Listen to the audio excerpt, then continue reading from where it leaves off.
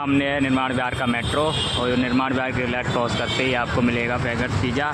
इसके जस्ट बगल से ही वन टच लैपटॉप वालों की दुकान है। अब हम चलते हैं उनके पास, एक लैपटॉप पैक करवाना मुझे।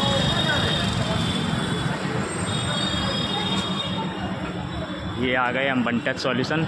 देखिए चलो फैजल भाईजान दुकान पे उनसे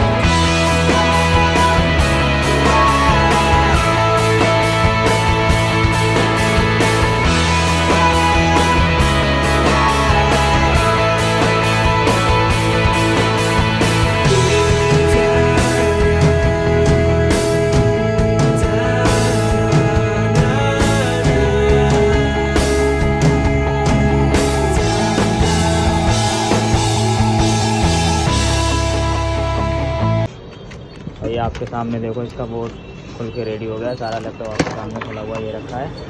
देखो भाईजान ने सारा काम कितना बढ़िया किया है तसल्लीपूर्वक।